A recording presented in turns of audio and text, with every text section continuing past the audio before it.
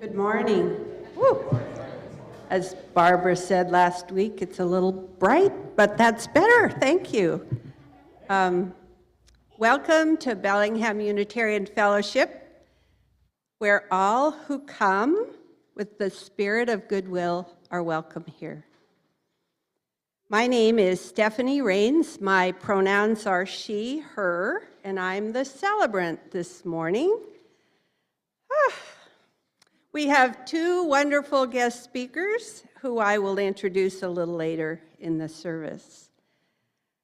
We've all come here today from the reality of our lives and from the heaviness of the world. We may all be here with very different hopes and expectations. I'd like to invite us to take a deep breath together to help settle ourselves into service. Let's just try one and see if we can, I'm saying this for myself, calm down a little bit.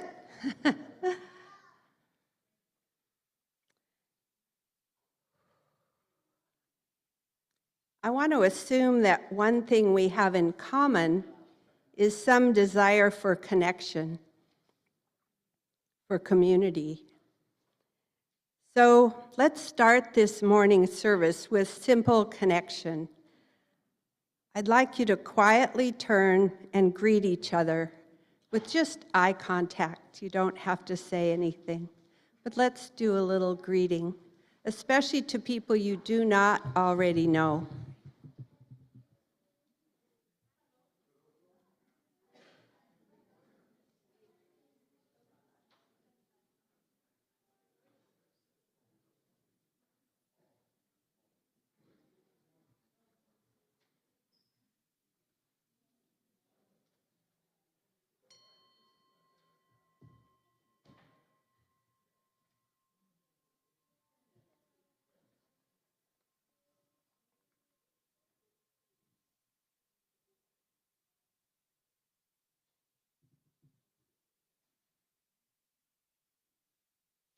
Thank you. We have a beautiful prelude this morning from a soloist from our choir. And Noah, come on up.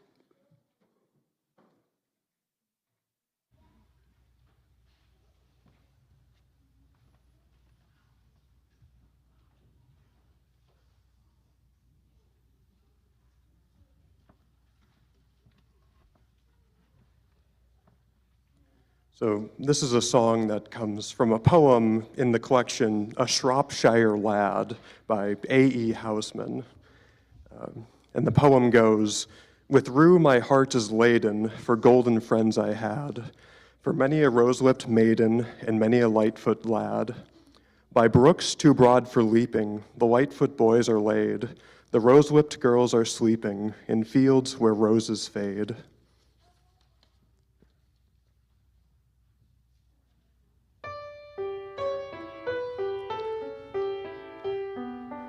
With rue my heart is laden, for golden friends I had, for many a rose-lipped maiden, and many a light-foot lad. By brooks too broad for leaping, the light-foot boys are laid, the rose-lipped girls are sleeping in fields where roses fade.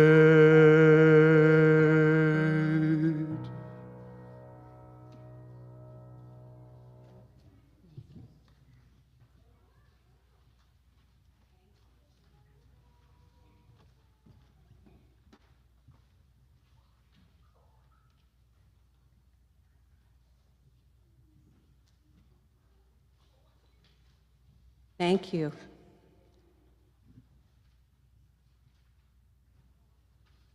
Every single one of us is going to die. And yet, we rarely talk about that reality or how we feel about signs of aging that signal our pending mortality. I wonder a lot about aging. I hit 77 this April, and I wonder, am I old yet? Am I acting old? Should I try to be more youthful? Do I need to have more young friends so that I don't lose all my friends?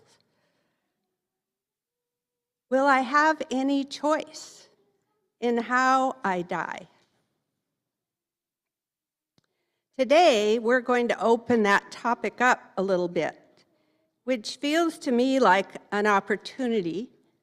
It can feel scary. I really appreciate that you're here, tackling or beginning to tackle a topic that may be scary. But it's an opportunity to consider who to talk to and how to begin. So thank you for being here this morning for this topic, no matter where you are on your life journey. And the service today will give you an opportunity to think more about those questions and any other questions that come up for you. We're going to sing a hymn that's quite lovely, that's kind of in that vein of how small we all are. And we're going to have help leading the song from Lawrence and Noah. It's hymn 391 in your gray hymnal, Voice Still and Small.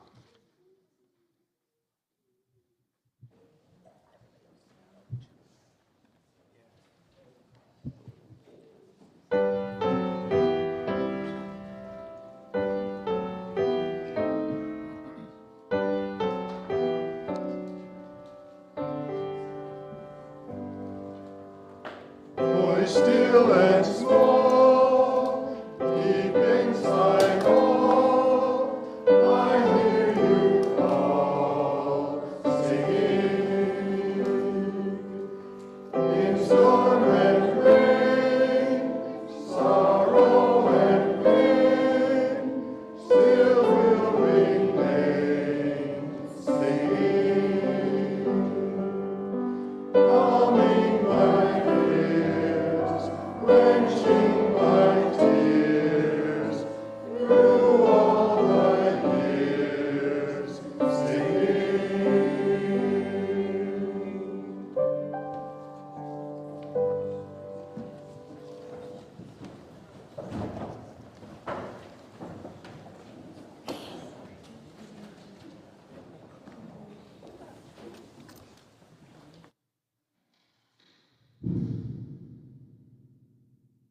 Morning.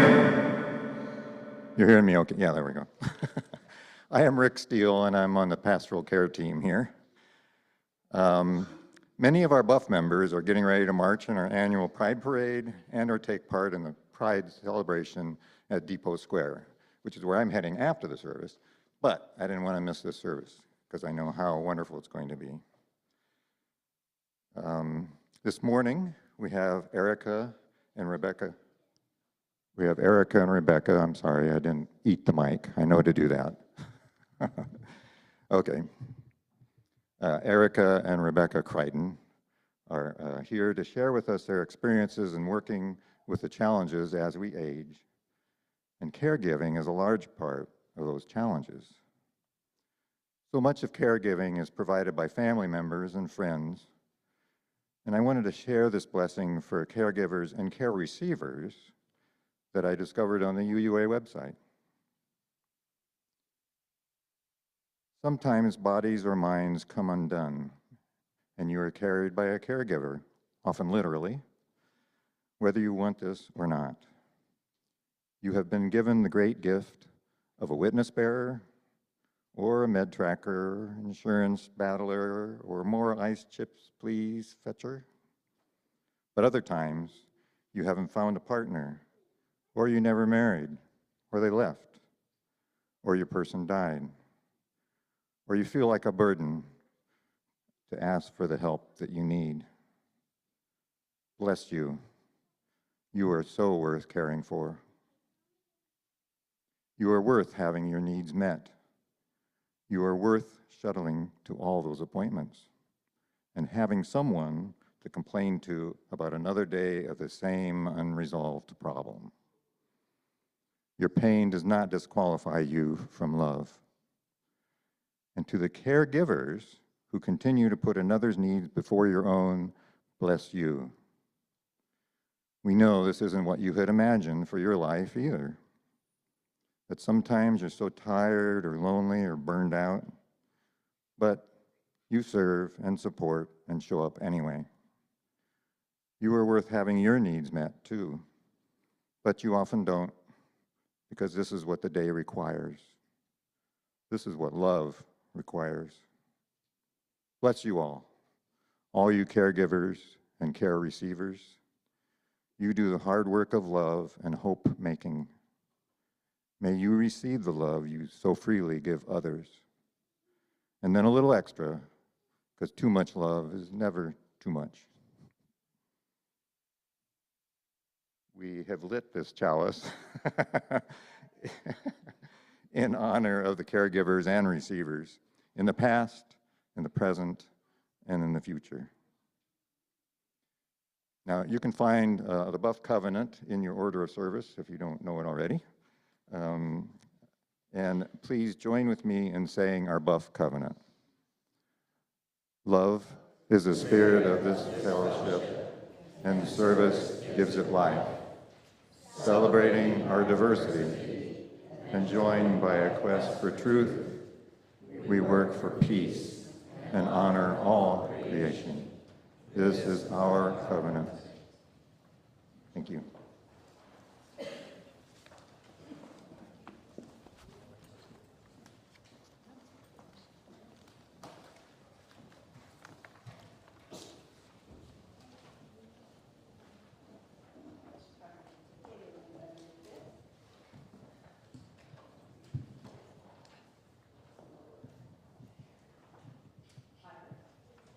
That's fine. Well, for you children down there who are going to be sung out to your classrooms in a minute, we're going to do 2 languages at once. Did you know you could do that? We're going to be singing, but we're also going to be doing things with our hands, and that's called American Sign Language. And that is a language mostly used by people who can't hear or are hearing impaired. So talking doesn't work for them, but they can see and they can sign. And the cool thing about it is you can do both of them at once. So if you watch us and you listen, you'll see us doing things with our hands and singing things, everyone. And that's the story.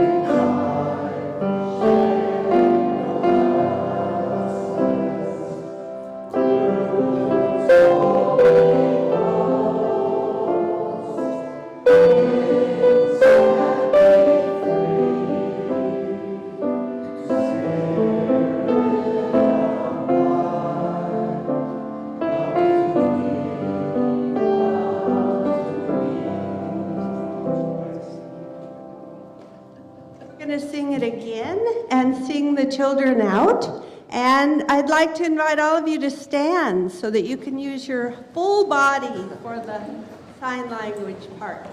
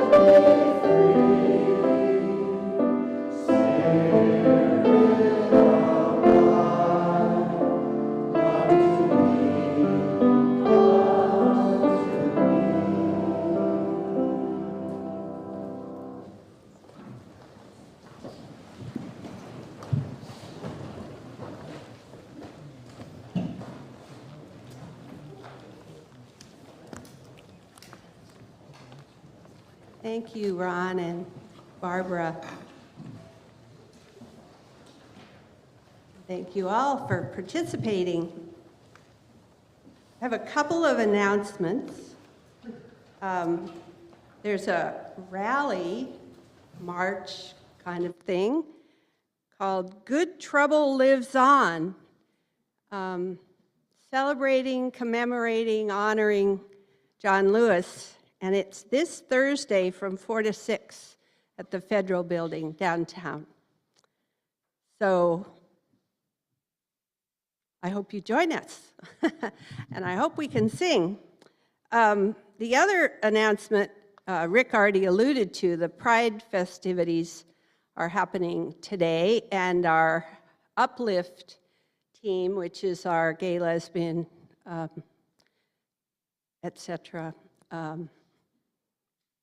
Support group here in Buff is marching, so they're not here today. And their festivities go on all afternoon at the Depot Market. That's kind of a lead-in to the offertory because I'm so grateful that I'm part of a congregation that has a support for minorities in so many ways.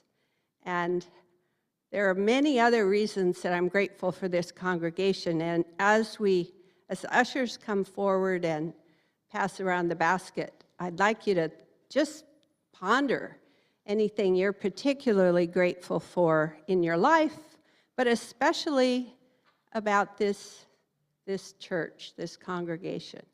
If you're new, you might also fill out one of the little forms in front of your pew. Tell us more about you if you'd like us to follow up and contact you. We are a minister-less congregation at the moment. Barbara Wells-Tenhove is our interim part-time support minister, but our longtime minister, Paul Beckel, retired and is in Milwaukee. No, not Milwaukee. Minneapolis, and their second grandbaby was born on the 4th of July. So the offertory is an opportunity to give back, but I also want to just thank all of you for all of the contributions you already make. And Melanie will be playing a beautiful piece while we contemplate all of that.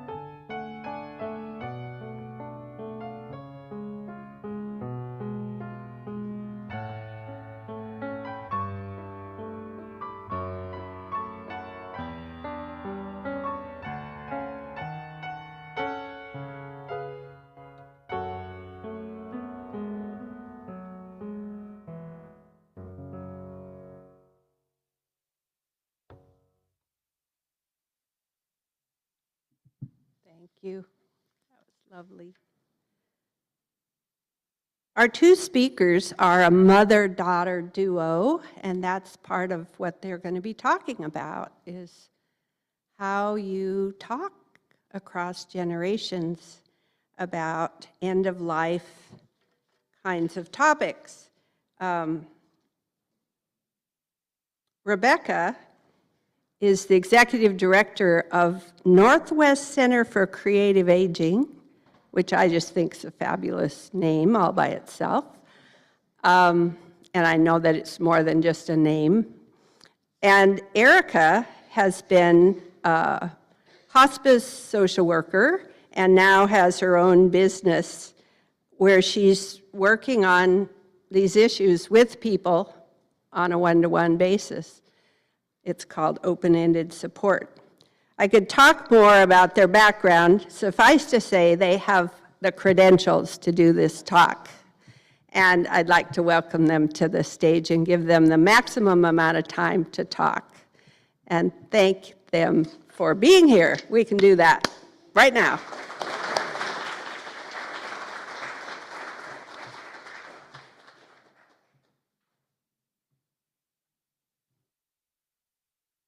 Thank you so much for having us today, Steffany, and Rick for helping coordinate this. As Steffany mentioned, my name is Erika. I'm a social worker by background and have worked in the fields of hospice and palliative care, caregiver support and coaching, long-term care planning and support services as we get older or have changing care needs. So that's a little bit about me. I'm her mother. I'm so thrilled to be here, and I just want to say that being in a setting like this is especially meaningful for me because I'm Jewish. I belong to a congregation in Seattle that's kind of aged out a bit, but we always had our services in the Unitarian Church in Seattle. We had a very close connection with that congregation, and being in places where spirit is allowed and we can drop into our hearts. It's a rare opportunity. It's wonderful to see so many of you here. Given what's going on in Bellingham, you have many other options, and I know you're going to go off to the Pride Parade, which is terrific. But it's a real honor to be here and to be with my daughter. It feels like it is grace that we do this work together. I wanted to start a little bit. Do I start? I start. We did a script, but I go off script easily. You're allowed to go off script. I just want to say that. Go off script. And I tend to use humor a lot, so I just want to say that out loud, too, that if we can't be light about our lives, well, you know what they say about why angels fly? Because they take themselves so lightly. You should know that. Okay, now you know it. So one of the things I wanted to say was how I got into this work. Many years ago, people would say to me, Rebecca, you know, you listen so well, you should really be a therapist. And I said, I don't want to ever be a therapist with people like me as clients. Like, that's not going to happen. But many years after that, I was with a friend who was, whose friend had a husband who had committed suicide. And I was asking about how this woman was doing, and my friend said, well, she's doing much better now that she's seeing a bereavement counselor, a grief counselor. And my mouth opened, and I said, I would like to do bereavement counseling. And then I looked around to see who had said that. It turned out to be me. And I thought, I have no idea what I just said, but it felt like something that is not a very Jewish concept, which is a calling. How many of you have felt calling in your life? Thank you. Thank you for sharing that. It was like, and I wasn't sure that I was about to answer this call. It's like, I'm sorry, what was that about? But I thought, since I knew so little about death, that I better check up on it before I went out to help people with grieving. So I wound up taking two hospice trainings. And during one of them, which was offered by the Jewish Family Services in Seattle, we invited a number of rabbis to come and speak about Jewish habits and mourning principles. And there were 5 of them, and they spanned the range from ultra-Orthodox to Reform. And they were all men at the time, and I think we were all in our 50s at about that time. So they talked about various things, and then I thought, I asked what seemed to be an okay question. I said, well, how many of you have your wills done? And there was this moment, like, why did she say that? And 2 people kind of went, sort of. And 3 of them had law backgrounds, for what it's worth. And they all agreed that they were planning to do it soon. I thought, good, you should. I mean, really, you're rabbi. So my first hospice client from Jewish Family Service was a young man and his wife who was dying of pancreatitis. She was dying of cervical cancer, ovarian cancer. And I got to know them during the ends of their lives, and they had done everything to keep her alive. And the first time I ever heard the term monoclonal antibodies was in the 80s. It was an experimental treatment. Now it's something we know and use often. But after she died, my friend said, would you come and speak at her funeral? It's like, I barely know you. Why are you asking me to speak? But I thought, okay, I can do this. And first I will blow my nose.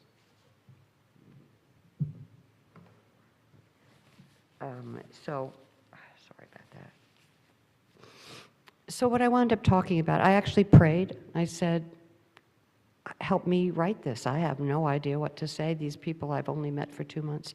And what I wound up talking about was the relationship I saw between the 2 of them, how precious it was to see how he took care of her at the end of her life. It was so meaningful, so gentle, so caring, and sad, but also beautiful. So I shared that. And afterwards, the rabbi, who was the rabbi of Temple Beth Am and was a very active rabbi, he was an activist, very much so, and he came up to me and he said 2 things. He said, first of all, that was really wonderful, Rebecca. Have you ever thought about being a rabbi? And in fact, I had. I said, it's occurred to me. And then he said, you know, I don't like this work. I don't feel comfortable talking about end of life. I don't feel comfortable talking about death. It just doesn't feel good to me. And it was a surprise to hear that, but I think not everybody that wasn't his favorite part of being a rabbi. He didn't like to deal with it, and I would say that in general, hospice as a concept is something that comes out of the Christian world more than the Jewish world, although at this point we all accept it very much and the need for it very much.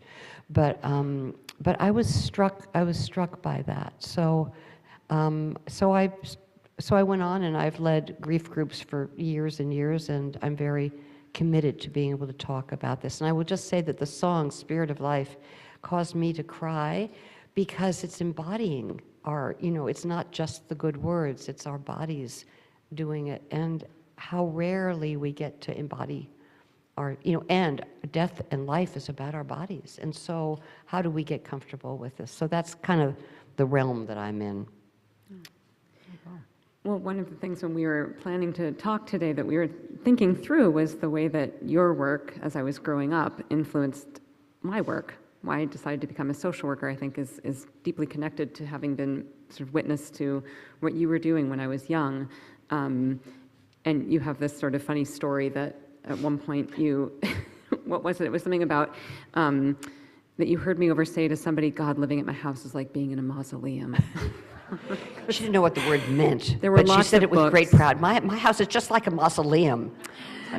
But I did grow up with a sense of ease, I would say, around dying and death and illness. You allowed me in to watch other people experiencing grief, experiencing loss, and it wasn't a scary thing. And I think that speaks to how you contextualized it for me as I was a young person.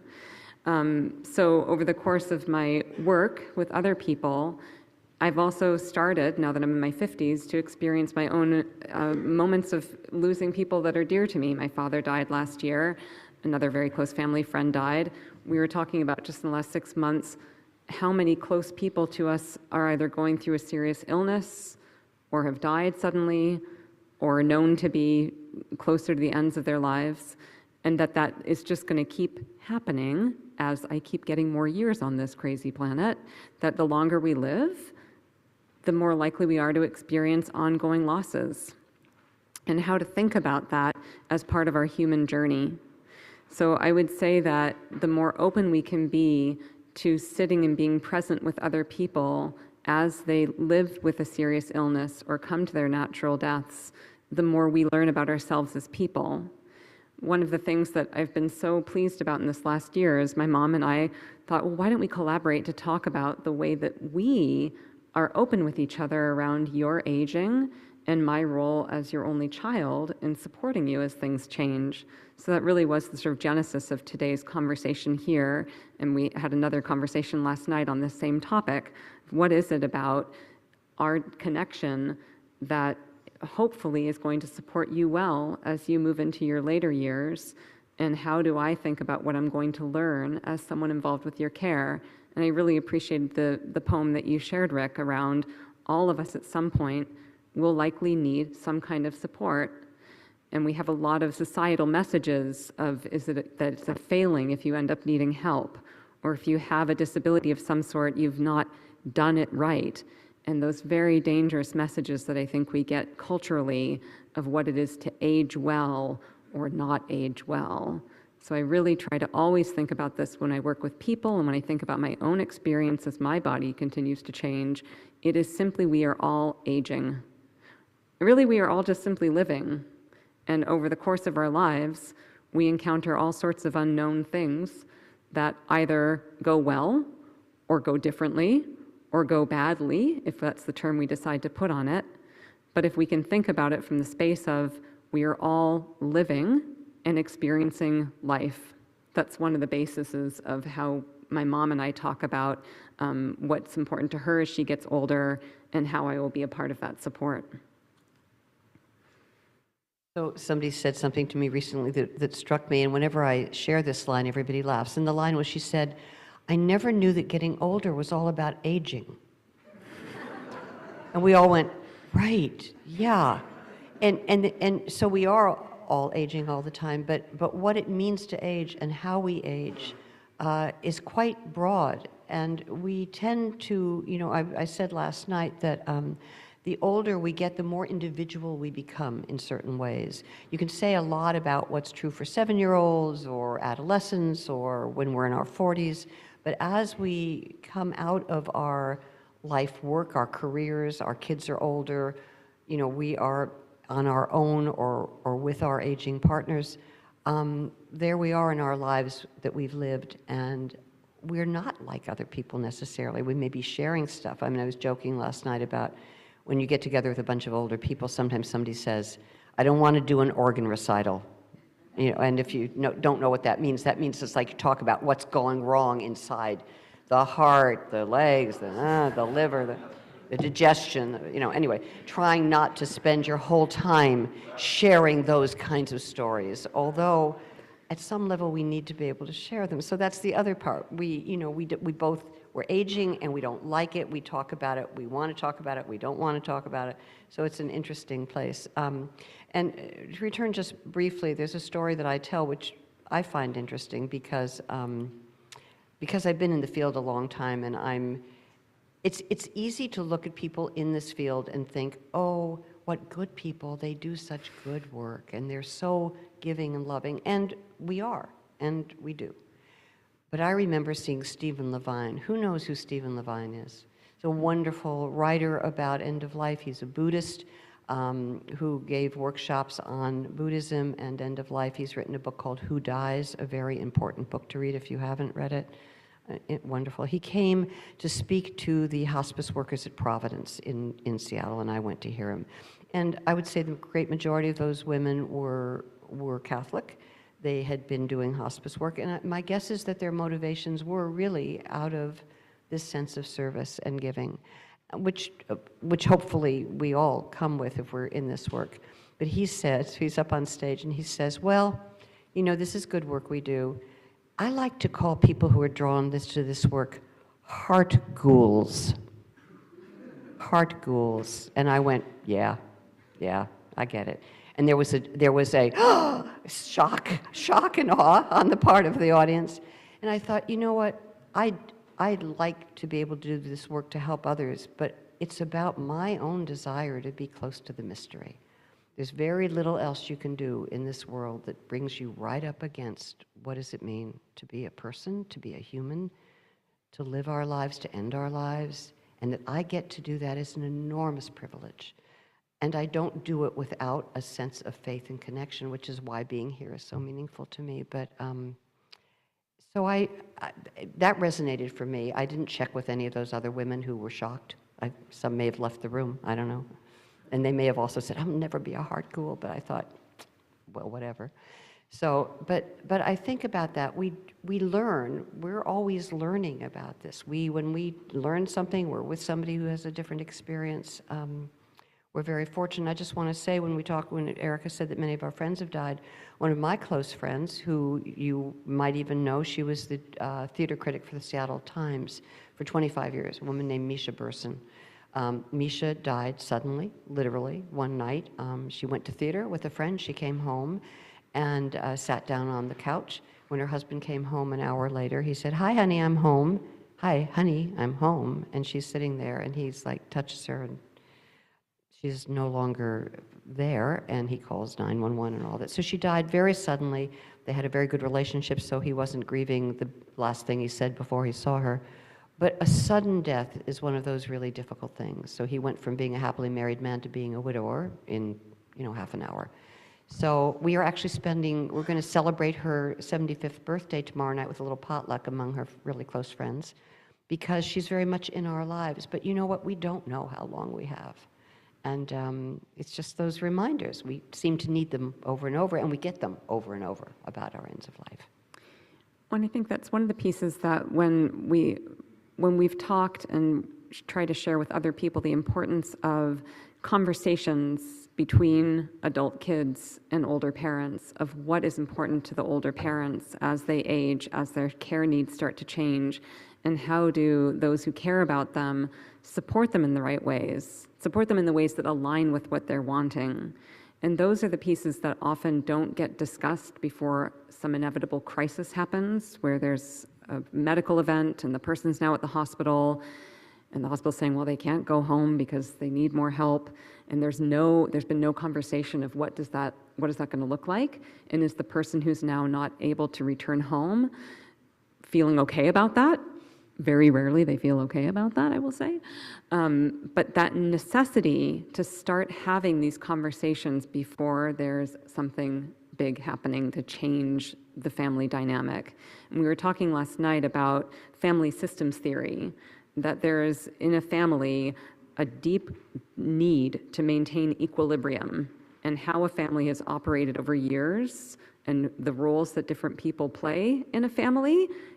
There's an inherent desire to maintain that, and when something big changes, it throws the whole family out of whack. Like, oh my gosh, now mom's sick, or the wife has died. What does that now mean in terms of readjusting who does what, how you show up in your family system? So that's one of the pieces that in our work together, and certainly in my work as a consultant, is trying to initiate those conversations to get things out on the table around what's important to somebody as they're getting older. You were going to tell the story about Trudy. Yes. So many of you may know, do any of you know who Trudy James was? Some of you do, I know. Trudy was this remarkable woman who, back in the 80s, she actually did AIDS care groups in Arkansas. And it was an amazing, she put together groups to help these young men who were, mainly young men who were dying. And it was work that wasn't necessarily appreciated by the general public, but she put together care groups from all faith traditions, and some of them are still in existence. And she moved out here, she was a chaplain, she talked about grief, she gave talks at various funeral homes, and she had a wonderful film that's still available online called Speaking of Dying. It's worth looking at because she interviewed a lot of people. We're a death with dignity state, as you know, and so she gets to talk to people about how they're thinking about their lives, how they're thinking about their illnesses, how their families talk about it each other. It's a terrific film. It's available, I think, on Amazon if you look.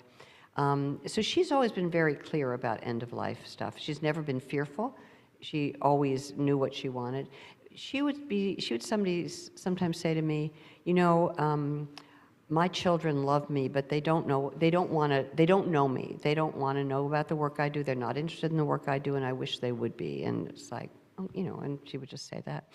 And then she was diagnosed quite suddenly last year at this time with a kind of cancer that the doctors actually used a medical term that I'd never heard before, a no data zone. We know nothing. You've got this thing, and we don't know. We know it's growing fast, but we don't know what to do with it or how to treat it, or we don't, just what a surprise. And she had been clear all along. She was 86. She had just turned 86. That there was no way she was going to do anything that was going to affect the quality of her life. So she was clear that hospice would be there if she needed it. She would do death with dignity if that felt proper, if that felt right for her. And she was supported by friends and family. She had a large celebration about a month before she died. They said, you've got 4 to 6 months, and that's in fact what she had. And 75 people came, and she spoke, and had a chance to be with everybody. I said, so they all got to kind of kiss your ring, really, And she laughed. But she died the way she wanted to die. She was surrounded by friends, by family. There was information went out from different gatekeepers so that she wasn't inundated by too many people all needing to come and hear the last thing. But I did see her before she died. And she said, Rebecca, you know how I used to say my kids didn't know me and don't know me? She said, they do, and they love me, and they're here for me.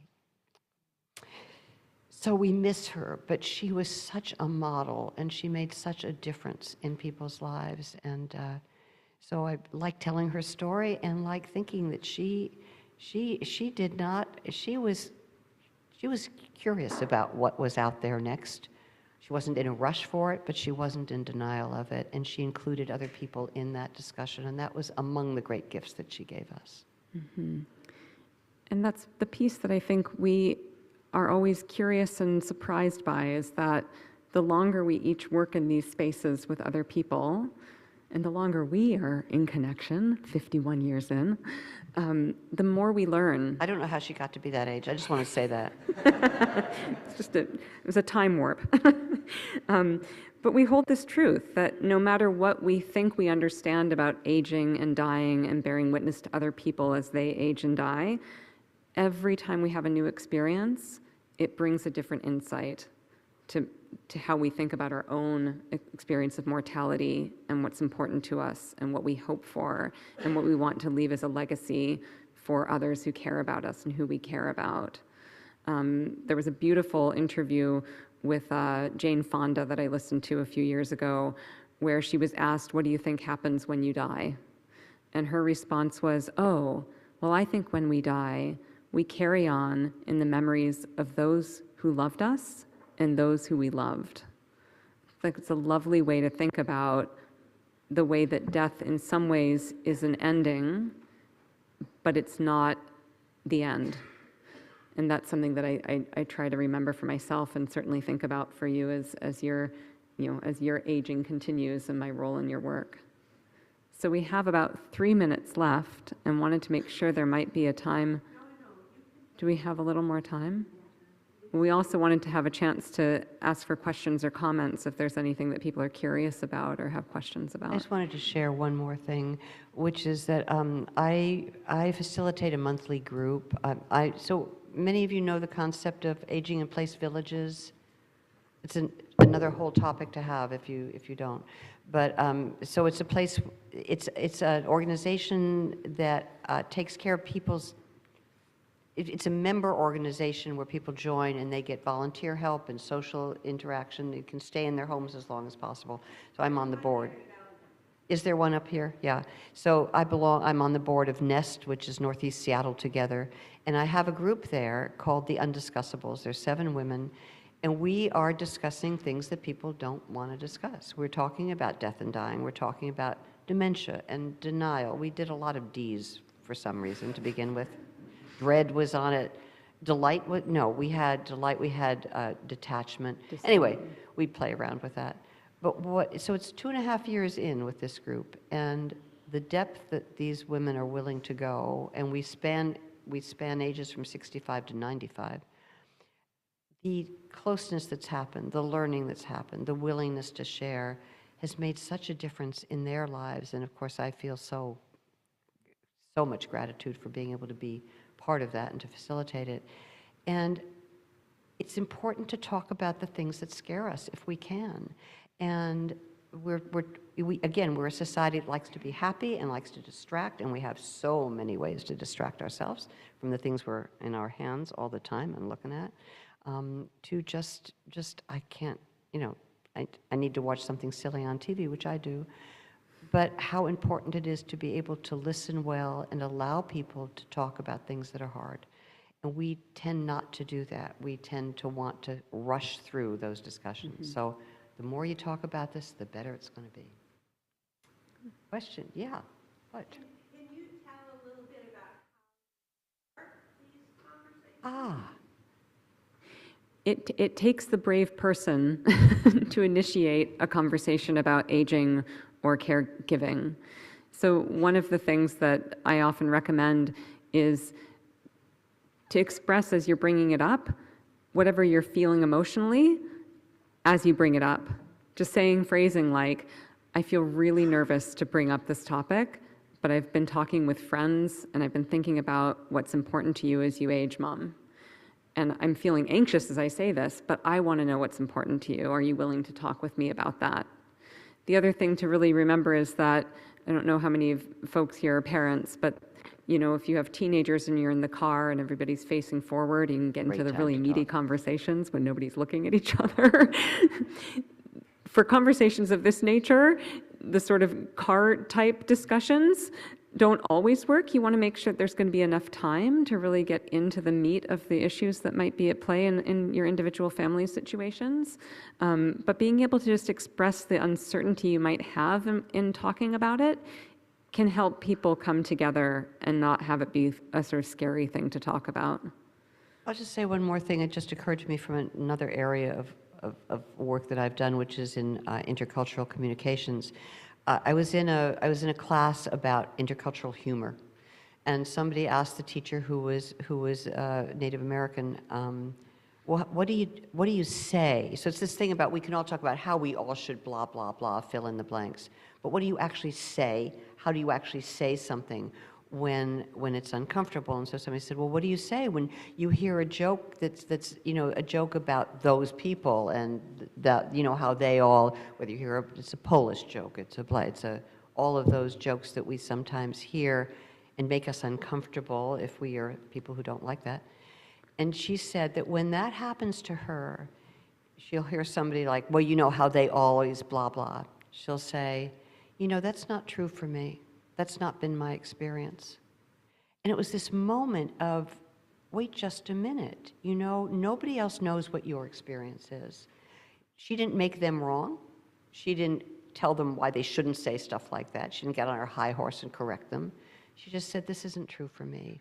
And I think when we start from what is true for me, this is what I need, I'm thinking about, can we talk about, if you're willing, and it takes bravery to have it be you as opposed to, well, people know that you should blah, blah. When we blame it on the doctors or the whatever, as opposed to this is something I need, we lose the opportunity to have a really deep personal connection. Yeah. Yes. I hesitate to bring this up, but this is a good place as any.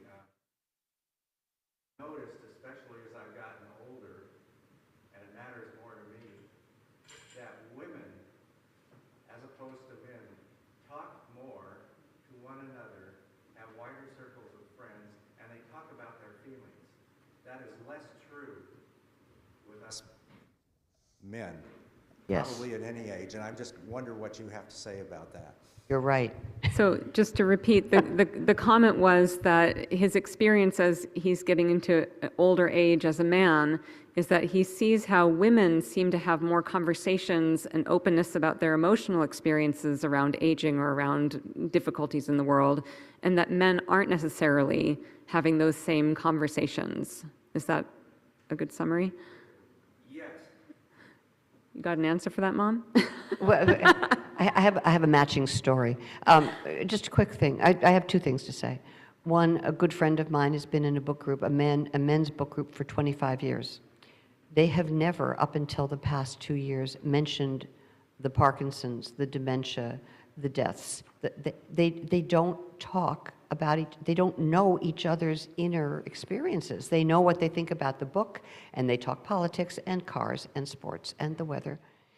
And yeah, so, but they have begun, because life has caught up with them, they're in their 80s, most of them, they are talking about the Parkinson's, the dementia, and beginning to be more of a support group to each other, although they're still terribly uncomfortable with uncomfortable emotions. And, you know, so the worst thing that happens is that somebody cries. How horrible is that? You know, it's like you don't cry forever, despite people somehow thinking that if they start crying, they'll cry forever. And to be able to tolerate uncomfortable emotions is actually an evolutionary tip to have. Learn to be comfortable with your discomfort. That's where we learn. That's where we learn. Another really beautiful resource I would suggest around men talking about grief is a podcast called All There Is with Anderson Cooper, if people know who Anderson Cooper is. But he, after losing his mother, and his brother died of suicide, and his father had died when he was quite young, he lived his whole life in a very public way, not thinking about these losses for himself. And after his mother died, he sort of hit this moment of, I am not well. I've not processed these losses. So he has incredible conversations with other people, including other men, about what it is to be grieving, what it is to have illnesses in a family, what it is for their own sense of mortality. And they're very inspiring to hear men being able to talk in that more tender space, and certainly could be an entry point for conversations among other groups of men. He's quite lovely at how he expresses this newfound or new acknowledged grief, and that it's a human. He models it first, so that's Yeah. that again. He comes from his own experience. I know there's some other questions. Miss Barbara Gilday. I have a 14-year-old son, and when I had my 80th birthday last year, I put out a book and asked people to just write reflections or memories or whatever in this book. And my 14-year-old grandson was the first one to do it. And of all the things that people wrote, he was the most insightful and beautiful and thoughtful. So a couple of months ago, I said to my son, this is something I want to do, is talk about my end of life and how that might be good for all of us. And I think I want to include Cooper in that. And I'm thinking my 22-year-old granddaughter as well. Have you had any experience with that? I think when there's opportunities for families to bring the younger generations, the grandchildren age people into conversations, it certainly is an opportunity for those young people to see and normalize that grandparents get old and pass on, that parents get old and start to have changes in their lives.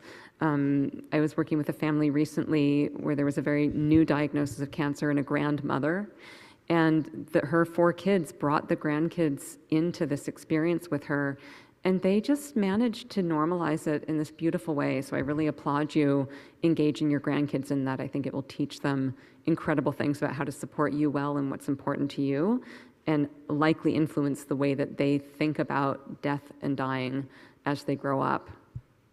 And I just add to that two things. One, there's wonderful books, kids' books out there for both preschool, pre-reading, and others about the death of the leaf is a very famous one. There's a bunch of them, and I think there's new ones too.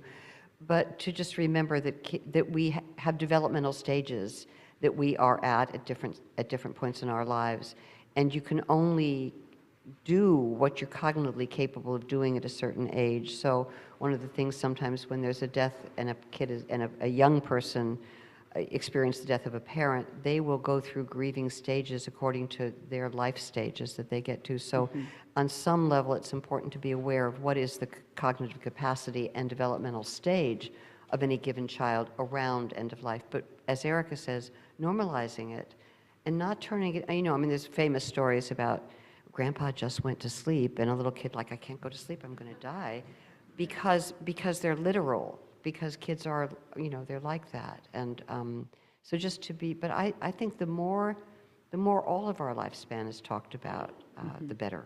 It is. We're running out of time, and it's lovely that so many of you want to ask questions. I would suggest that after we do circle round, if anybody wants to come towards the front of the sanctuary, that they're willing to stick around and talk with you some more. So let's thank Erika and Rebecca for... Thank you. Thank you.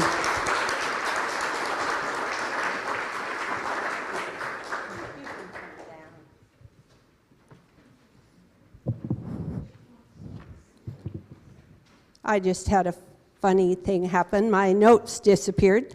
But I was going to say something about listening and the value of listening as we close our service and extinguish the chalice. It was a lovely quote from Carl Miniger. But anyway, I'll find it. But I think it's not something I have to go on about. The point I wanted to make is think about who in your life listens to you and who in your life needs you to listen to them. And that is something we each can do with the people we love.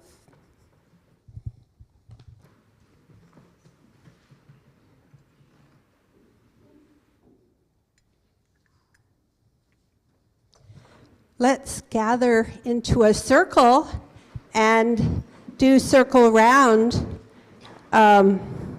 It's hymn number 155 in your hymnal if you haven't sung it with us before.